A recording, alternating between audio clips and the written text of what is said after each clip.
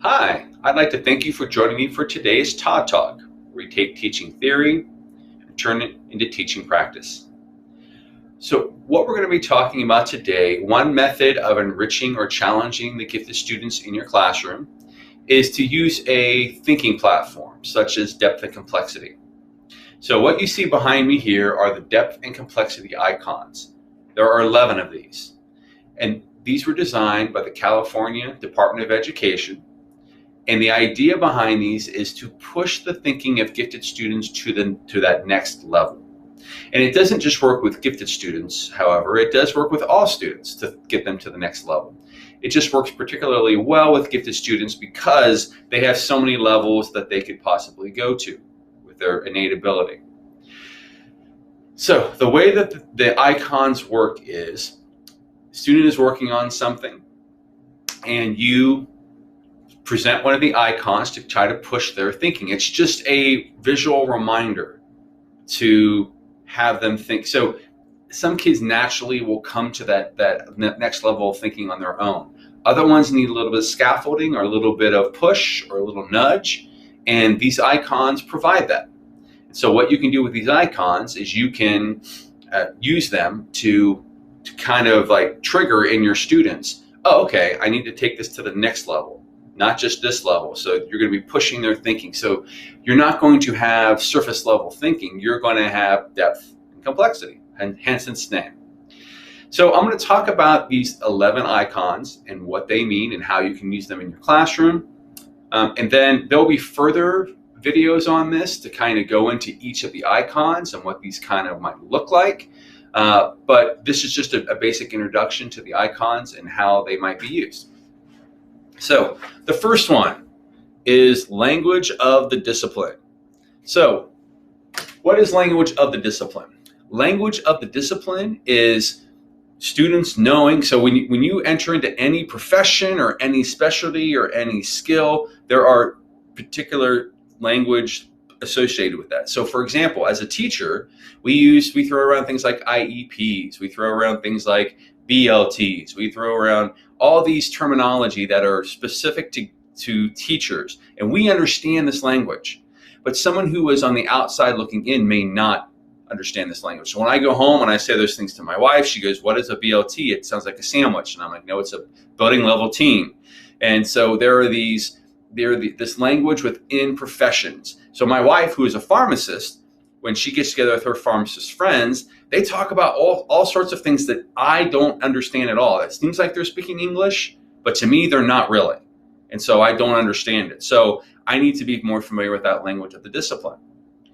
So most subject areas have language of the discipline. Math. So if you are learning math, there are certain items that have certain names to them, and understanding those names and being familiar with those names is going to be really important with you moving forward, so that you can explain yourself better. So rather than just say, "Hey, this triangle thingy here, can you identify what it is precisely?" Can you use the language of that discipline? Same thing with language arts, where you are using specific, parts of speech or parts of a sentence. Do people know what it means to, what a split infinitive is, or so you need to have the language of that discipline. So what you do is you put this on, especially when you're starting with students, maybe a new concept or a new skill. You might have them explore the language of the discipline. What language do we want to be using that is common amongst our class, so we're all familiar with the same thing? So that is language of the discipline. The next is details. So details, simply put, is how do we get that explanation out of gifted students that we often don't get? So a lot of times gifted students are like, "Well, I know the answer. Why do I have to explain it?" When we tell them to show their work, they don't like to give a lot of details. They like to skip over those. As teachers, we like to hear those details because it's like a little breadcrumb of their thinking. What is going on? How did they get to this point? So they may make the big leap from here to here, but we want to see what happened in between that. and what led them up to that. And that's what details really allows them to do. I think it's really especially good with gifted students, because a lot of times they leave those details out, or they leave steps out, and they just expect people to understand that.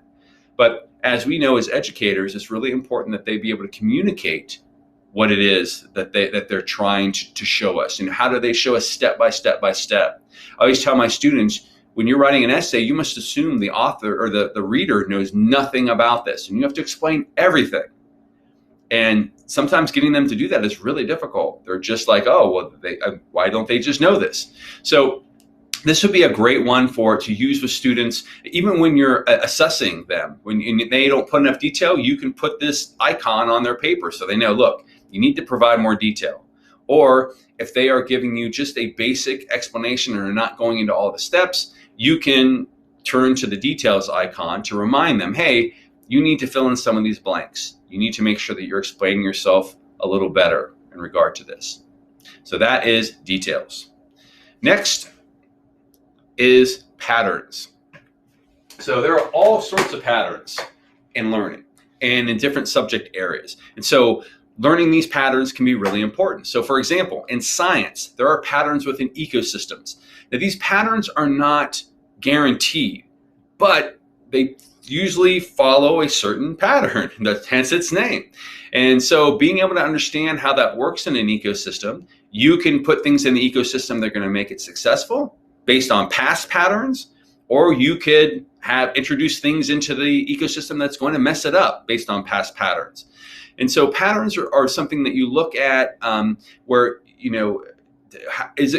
what's the probability or likelihood it's going to repeat itself? In history, we have lots of patterns where, the old history repeats itself, where we see something that's going on and it's very similar to something that has already happened in history, and lo and behold, what ends up happening is almost the exact same thing. World War I and World War II being the most obvious examples, in that we didn't learn from World War I, we repeated patterns, and then we got into World War II. And luckily, we have been able to, for the most part, stay out of those patterns that will lead us to a World War III. We didn't do any favors in the Cold War, but we've moved past that and we're in pretty good shape right now. So those are patterns. And so what you can do is when you're working with students, let's say you're in an ELA class and you are working with students and you're trying to get them to see the patterns in the book. So because what you have is, if the book is written well, you have characters that are acting logically depending upon their personal character. So a person is going to act, so if you take Harry Potter, for example, Harry Potter is going to approach something very differently than Draco, because they're two very different characters. Their motives are very different. We've seen a long pattern of how each of them act, so we can come to expect how they might act in the future and try to predict that. So recognizing these patterns and being aware of these patterns are really important. And so what you can do is, when you're reading Harry Potter, you can say, okay, put the icon, the patterns icon, and say, what are some patterns that you notice about this book? And it could be patterns about the writing style of the author. There's all sorts of patterns that you can get into. And so this icon helps you to push students to see the patterns, because a lot of times they know it's there, but they just don't put their finger on it. And this allows them to think about that, a little bit deeper and to understand these patterns. Next are rules. And you might think of rules as being, these are things that we must and cannot do, or, for school rules, for example. So we can't chew gum, or we have to raise our hand if we want to go use the bathroom. Or these are certainly rules, but there are also rules to our subject areas. And more importantly, there are rules that are meant to be broken. So one of the things that always perplexes me is trying to teach the English language, because there are a lot of rules, but for every rule that they have, they break it. So for example, when you tell a person, well, it's I before E except after C, except these 15 examples. Or when you're trying to say, well, this is, when you're trying to teach someone how to capitalize, and say, here are the patterns of capitalization. It's always a proper name or a proper place or whatever, except these examples of when you have to capitalize, like depth and complexity is capitalized because it is a proper name. But there are rules that are there, but there are also rules that are broken. There are unwritten rules. And so understanding these unwritten rules in society. So if you're a student and you follow all the rules in school, but you're not a really nice person, or you're not really, helpful to the teacher, or whatever, you're not going to find it more difficult for yourself. But the person that is more helpful or more kind, whatever, the teacher may, give them more attention because it's nicer to be around kind people. And so these are unwritten rules that if you're not compliant in the classroom, then you're not going to get the attention that you're going to get the wrong kind of attention. So there are unwritten rules out there too. And so this rules thing is really interesting. You can really go deep with rules. So it's not just the obvious, such as here are the rules to this math problem and that you must follow. So PEMDAS, which is a rule that you must follow when you're doing your orders of operation. That is certainly a rule. But in math, there are a lot of rules that are meant to be broken, and rules that aren't the norm, and they're the exception. So science is the same way. Science has a lot of rules because it's the law of science. So gravity is going to work every single time the way it's intended to, unless you're in space, or so there are rules. Those rules are to be broken as well. So rules are kind of interesting. So if you are working with students and you want to make sure they understand the rules of whether they are surface level rules of you must follow these rules, or the unwritten rules, or looking a little bit deeper at what these rules might mean and what they might bring about, this is a great icon that you can put on a homework assignment, a classroom activity, or something like that to get them to think about these rules. The next one is trends. Now, some people will see trends the same as patterns, but it's kind of patterns over time. But it's even more than that. So it is what is popular, or what is big, or what is. So, for example, a trend would be TikTok. So TikTok is I'm probably dating myself, because when people watch this 10 years from now, they'll be like, what is TikTok? TikTok is an app where you take 30-second videos and you put them on there. And my kids love to watch these. And they're always like, Dad, watch this TikTok. And I'm like, I don't get it. And so it is definitely a trend. There are clothing trends. There are what is acceptable trends. For example, right now we're going through, where equity was not as looked upon as much as it should be. But in the last couple of years, we're really focusing on equity in the world, not just the educational system. And as a result, we're seeing a trend where we're hopefully, being more tolerant of people and being more equitable when it comes to things. So these trends are bigger than the patterns necessarily. So they are like what is really on the minds of people right now, and what is popular or what is acceptable. Because keep in mind, when it comes to trends, there are words that 20 years ago you could use, and it was perfectly acceptable that you use those words. But nowadays you use those words, and those words are going to be frowned upon because the trend has changed. So it's also looking at the changes in trends and what that might mean. And so you can look at trends in, the writing of the overall writing of an author, and why they were popular here and maybe why they were not popular here. So you look at someone like Hemingway, who had his books, his really popular books and his not so popular books, and why are some more important than others? And you can look at trends there and what was going on. You can look at trends in history, certainly. So why history is constantly being rewritten, which is kind of what I like about history, is that it is not written in stone. And so when I was a kid, Christopher Columbus was a hero. Christopher Columbus was someone we looked up to, we celebrated. I live in the city of Columbus, so it was really, Columbus was held in high esteem. Now history looks at it a little bit different. The trend has changed, where Columbus is seen as the bad guy, as a person that exploited people. And so he is not, they're tearing down his statue here in Columbus now. So there are trends that will change from time to time. So you need to pay attention to those. Unanswered questions. One of my favorite icons. Unanswered questions especially for gifted students, are what is on your mind that you still need answered. These are those curious and inquisitive gifted students who raise their hand, and you know who they are because they're the same kids all the time. And they're like, what about this? And you're like, oh, I hadn't thought about that. So there may be a lot of unanswered questions for students, but there are also unanswered questions about situations. So when we're looking at certain things, what are the questions that need to be answered? What are things that have not been spoken yet that need to be? What are things that need to be addressed when it comes to this? So for example, if you're working on a math problem and you get through the whole thing and you get it correct, an unanswered question might be, could you have done this differently? Was there a better method that you could have used for doing this? And that's an unanswered question that if you put that up there and you put up unanswered questions, it might get kids thinking about what are some of the unanswered questions that I'm not thinking about.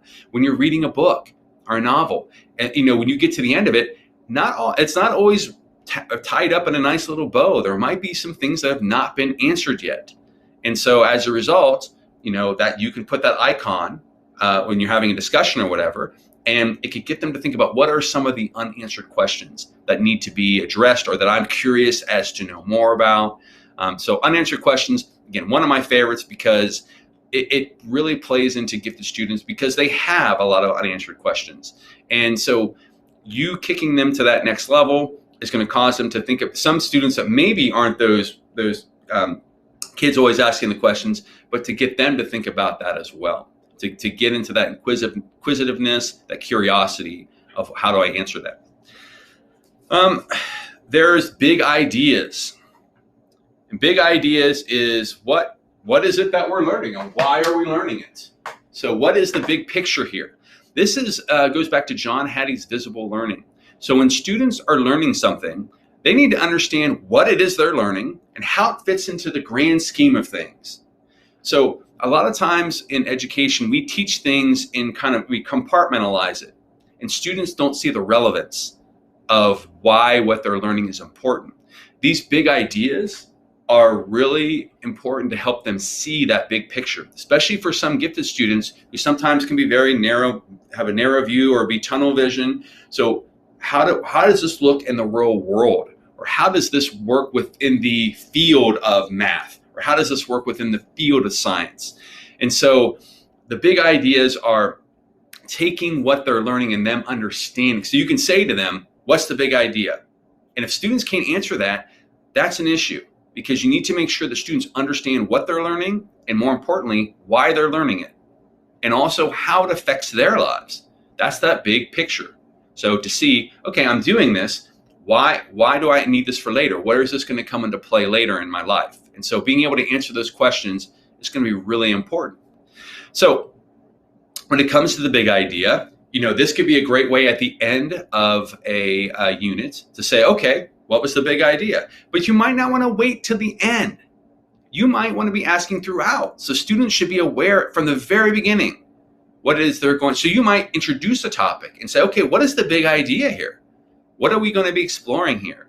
How are we need to look at this with our full view, not just our narrow view, but our full, landscape view? How do we do that? And so getting them to think about these big ideas is going to allow them to make connections with other things or with their lives, or to see the relevance and to be motivated because they see, why am I learning this? And we have an answer for that. This one is ethics, and the ones I've shown you so far, the 8 that I've shown you, these are all the depth icons. So ethics is, again, one of my favorites, which is, what is ethical and not ethical. So I think ethical dilemmas are one of my favorite things to kind of turn over. So, for example, let's say we look at Abraham Lincoln. Abraham Lincoln made a lot of decisions during the Civil War that someone considered a violation of his authority as the executive branch of the government. He made decisions that should have gone through Congress. He wasn't following, the balance of power, or there were a lot of things that he did that ethically might be looked at as a little murky. At the same time, if he hadn't have done those, then things might have gone very differently and very wrong. And so it was important for him to kind of break these ethical rules so that he could get accomplished what he wanted to. But there are other extremes where people feel they're doing the right thing and they're not being ethical, and as a result, then things go very poorly. When you're looking at stories like Goldilocks and the Three Bears, an ethical question. So you're learning about Goldilocks and the Three Bears, and the basic story is Goldilocks is lost in the woods. She goes into the bear's house. She finds their porridge. She eats it. She sleeps in their beds. All those things. The ethical dilemma here is: should you go into someone's house that is not your own?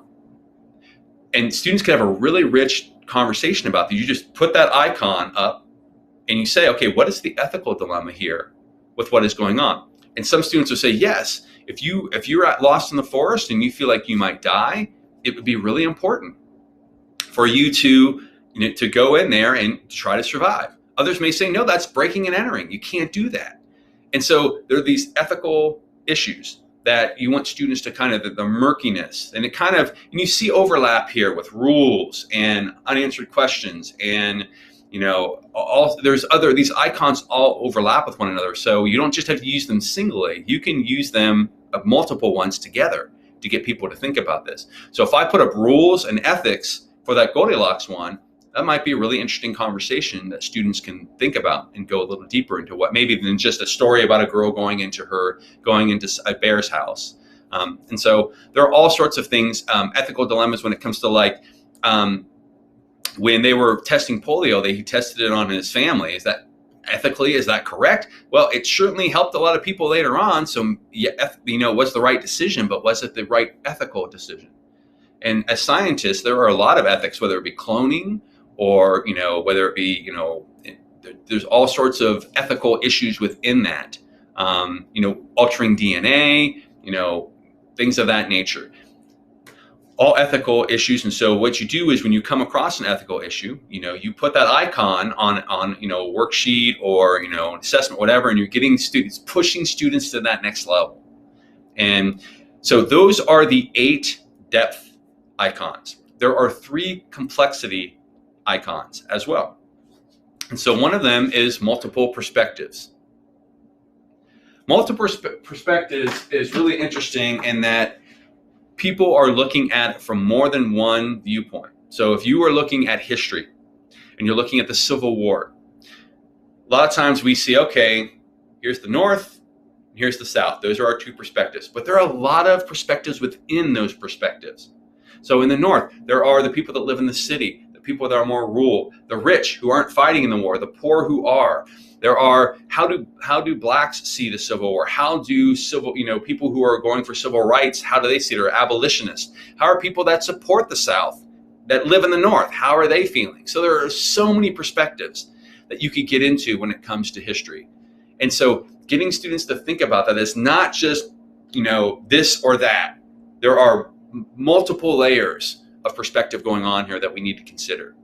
When you're looking at stories in ELA class, there are multiple perspectives. So the story is typically written from one person's perspective. But what if you looked at it from someone else's perspective? So The Great Gatsby, where you have the narrator of the story. What would happen if that had been narrated by Gatsby himself?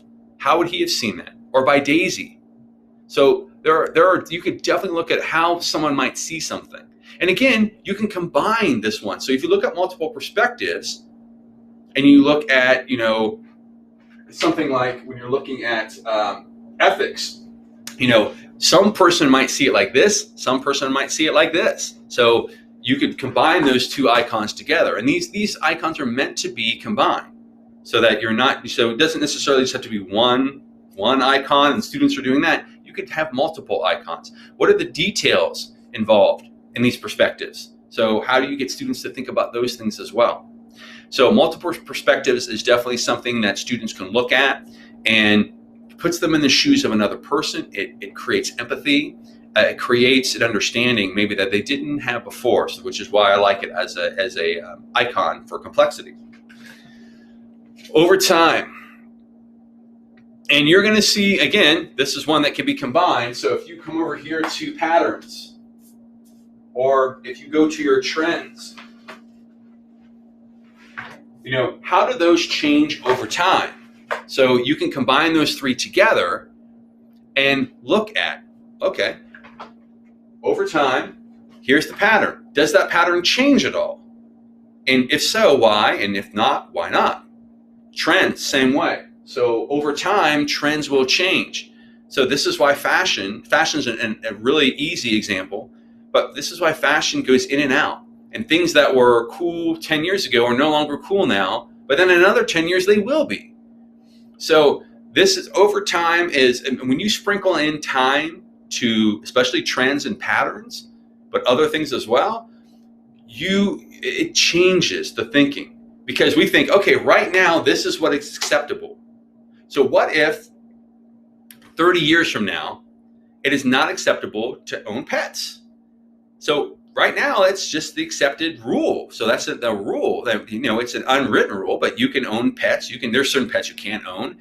You can't own an alligator or something probably unless you have the right, but when you're looking over time, so predicting like in 30 years from now, what if this changes? How is that going to change our mindset? How is that going to change the way we do things? How would you feel about those changes?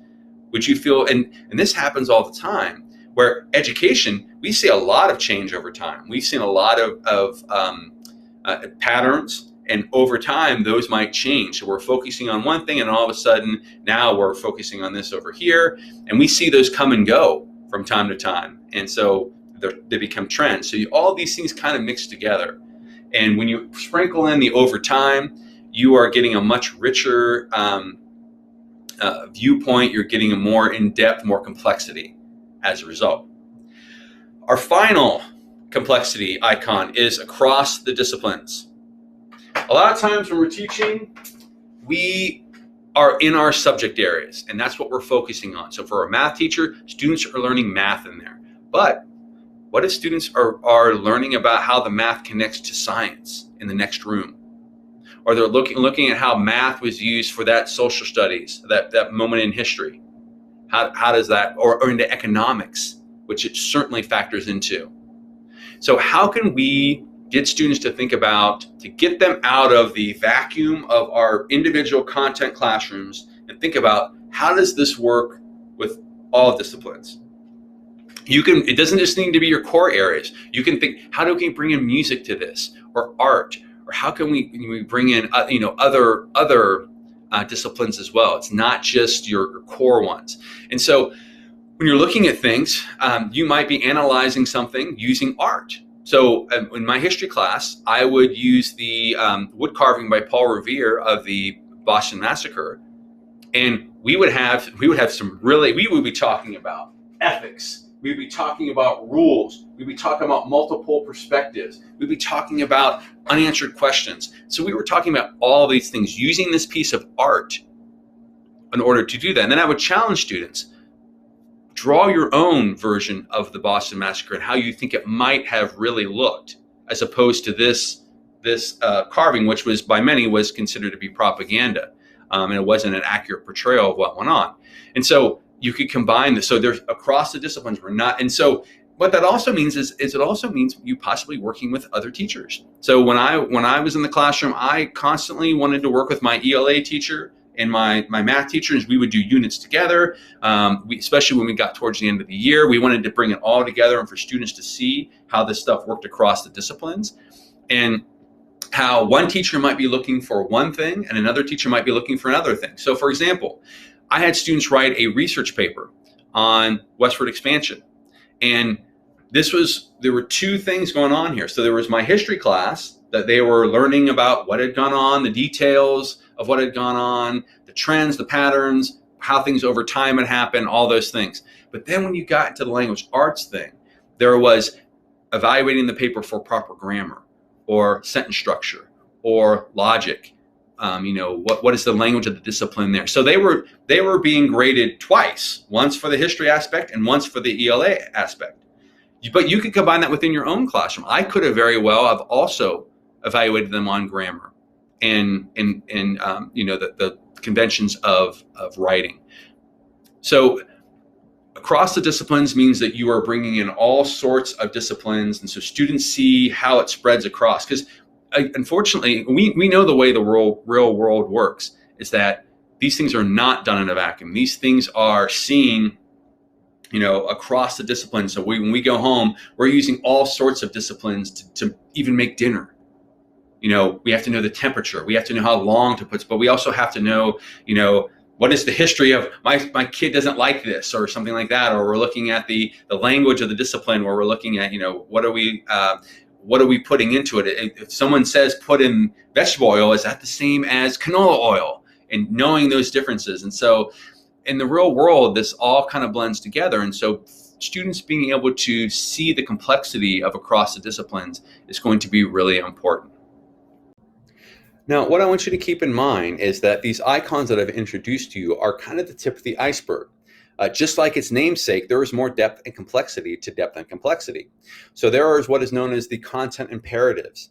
And these are, once you start putting these icons into play and kids recognize them and they know how to use them and they know what they're supposed to spark in a student, you can use these content imperatives to have them go even deeper. So in these content, and I'll go into more detail in a future video on what the content imperatives are, but keep in mind, this is just the beginning of this. But the idea of the icons is that students get familiar enough with them that you can simply either put the icon up on the board or have the icon on an assessment, or draw an icon when you're assessing, when you're giving them feedback on something, and they know exactly what that means, and they can apply that to what. And again, it's going to push their thinking to. So when a lot of times when students get something back and you put all this feedback on it, they don't even look at it; they just look at the grade. But if you instead put icons on there and say, "Look, you didn't have enough detail here," so you put the detail icon. Or if you say, "Hey, I don't see the big idea in this," or what are the unanswered questions? There's all sorts of ways you can use these icons. And so these are something that you could use in your classroom with gifted students and with all students to try to get them to that next level of thinking, which is why it's called a thinking platform, as this is kind of the starting point, and then we hope to move them up in their thinking and the depth that they're thinking and the complexity that they're thinking.